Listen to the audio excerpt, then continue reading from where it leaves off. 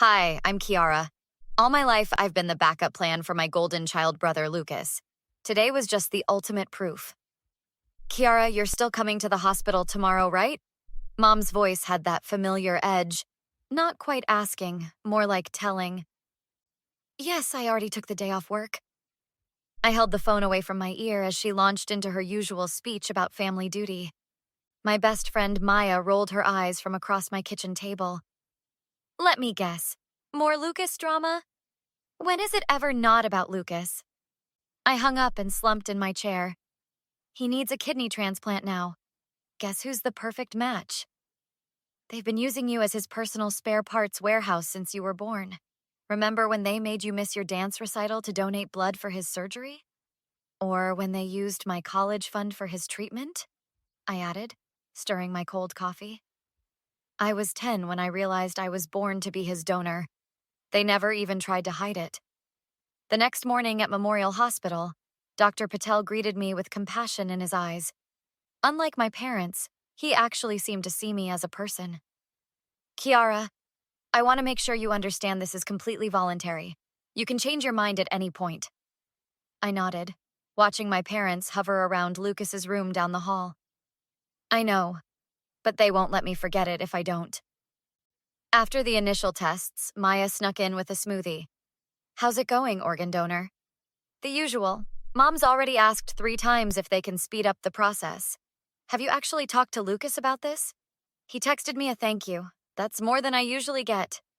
I wasn't being entirely fair. Lucas wasn't the problem. He'd never asked for this favoritism, but he never stopped it either. Maya squeezed my hand. I still think you should tell them to find another donor. And hear about it for the rest of my life? No thanks. When Dr. Patel asked to speak with my parents privately, I decided to use the bathroom near his office. That's when I heard my mother's voice through the partially open door. Is there any way to maximize what we can take? Lucas might need more than just a kidney eventually. My father jumped in. We've always planned for Kiara to help Lucas in any way possible. Can we harvest anything else while she's under? Maybe bank some tissue for later? I froze, hand over my mouth to keep from gasping. Dr. Patel's voice was cold. That is absolutely inappropriate. Kiara is consenting to a kidney donation. Nothing more. She's not a resource to be harvested. But she's our daughter, Mom insisted. And Lucas is dying. Can't you understand we'd do anything for our son? The emphasis wasn't lost on me. Their son, not their daughter. I backed away from the door, my world spinning. They weren't just asking for a kidney. They wanted to strip me for parts while I was unconscious. I stumbled back from the door, nearly collapsing before Maya caught me in the hallway. Holy crap, you look like you've seen a ghost. What happened?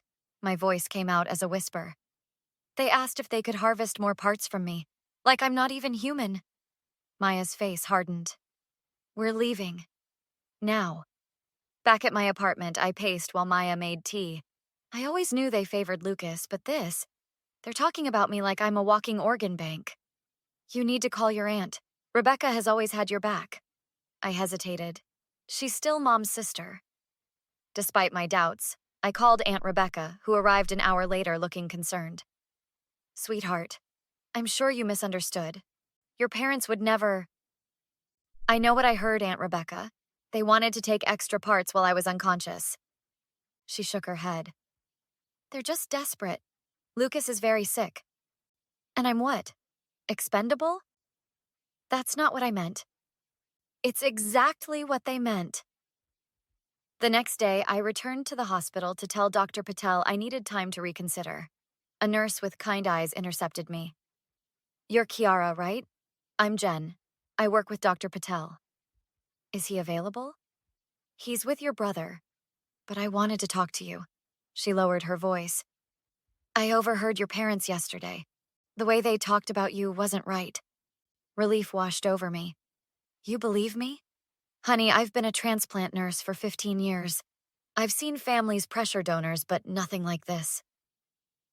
While waiting for Dr. Patel, I noticed my medical file sitting on the counter. Nurse Jen had stepped away, so I quickly flipped through it. Buried in the back was a yellow document, genetic testing from before I was born. My hands trembled as I read. HLA compatibility testing. Perfect match potential. Embryo selection. Nurse Jen returned, seeing the horror on my face. They created me in a lab to be compatible with Lucas. I wasn't even born yet, and already my only purpose was to save him. She squeezed my shoulder. Dr. Patel needs to see this. Later, my parents cornered me in the waiting room. Why are you delaying the procedure? Your brother needs that kidney now. Did you have me just to be a donor for Lucas? Dad scoffed. Don't be dramatic. I saw the embryo selection documents. You chose me because I was a match. Mom's face tightened. We chose a healthy baby who could help our firstborn. What's wrong with that? Everything. You never saw me as your child, just spare parts for your real child. That's ridiculous, Dad snapped. We gave you everything. Except love? Except a college fund you drained for Lucas's treatments? Mom slipped up. Well, what good is education for you when Lucas might not even live to use his? The silence was deafening. Even Dad looked shocked at her admission. You just said the quiet part out loud, Mom. I walked out, texting Maya. I need your help. We're gathering evidence. They're not getting away with this. The next morning, I met with Dr. Patel and Nurse Jen in a small conference room. I want to document everything. Every inappropriate request, every comment treating me like a parts warehouse. Dr. Patel nodded gravely. I've already noted yesterday's conversation in your file. This crosses several ethical boundaries. They'll just deny it happened. I sighed, feeling defeated. Nurse Jen leaned forward. Not if we record them. Michigan is a one-party consent state. If you're part of the conversation, you can legally record it. Can we really do that? I've seen too many donors pressured by family. But your case? Dr. Patel shook his head. This is different. Egregious.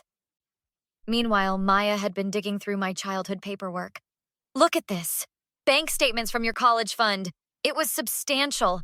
Almost $90,000 saved up. Then suddenly 5 withdrawals over 3 months, right when Lucas had that experimental treatment. I studied the papers. My parents told me there was only ever about $5,000 in there, and it went to my community college tuition.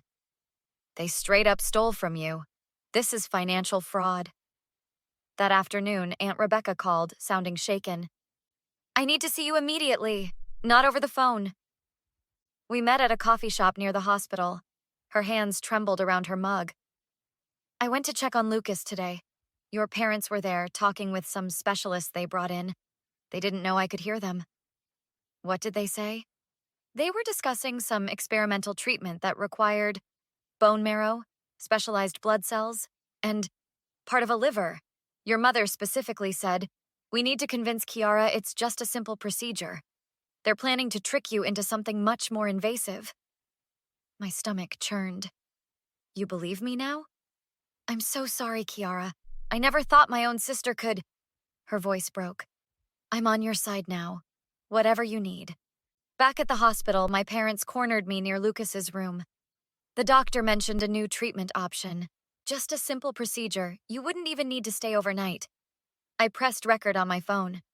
What exactly would they be taking from me? Just some cells for your brother's treatment. What kind of cells? Be specific. Mom hesitated. Bone marrow and a small piece of liver. It regenerates. You'd barely notice. And you weren't planning to tell me that part until I was already prepped for surgery? Why are you being so difficult? Lucas is dying. So you're willing to risk my life instead? Dad stepped closer. We're your parents. We know what's best. Best for Lucas, you mean? The confrontation escalated until Dr. Patel intervened. I forwarded him the recording immediately. 2 days later, I received an urgent call from Nurse Jen. Your parents just submitted paperwork for medical power of attorney over you. They're claiming you're mentally unstable and unable to make medical decisions. What? That's insane. The hospital ethics board is meeting this afternoon. You need to be there. They're trying to take control of your body entirely. I called Maya and Aunt Rebecca. It's time. Bring everything we've found. They're trying to take away my right to say no. The hospital conference room was packed with stern faces. The entire ethics board, hospital legal counsel, and administration. My parents sat opposite me, looking indignant. "This is ridiculous," Mom hissed. "We're her parents." The board chair, a serious woman in her 60s, reviewed the file. "We're here to address serious allegations of medical coercion and attempted exploitation of a donor." I placed my evidence on the table: the recordings, financial documents, and medical records. Dr. Patel and Nurse Jen stood firmly beside me. "These recordings clearly show the parents attempting to deceive Kiara about invasive procedures," Dr. Patel stated, "and requesting unauthorized harvesting while she would be unconscious." Dad pounded the table. "We were desperate. Our son is dying." "So you decided I was disposable?" My voice was surprisingly steady. The chair reviewed the power of attorney paperwork. "You claimed your daughter is mentally unstable. Do you have any medical documentation to support this?" They didn't. "We're denying this request immediately," she announced. "Furthermore, all medical decisions regarding Kiara will be protected from parental intervention." Suddenly, the door opened. Lucas wheeled himself in, looking pale but determined. "I heard everything," he said quietly. "They told me Kiara was backing out because she didn't care if I lived or died." Mom rushed to him. "Honey, you shouldn't be here. Stop lying to me." His voice cracked. "Did you really have Kiara just to be my donor? Did you steal her college money for my treatments?" The silence was answer enough.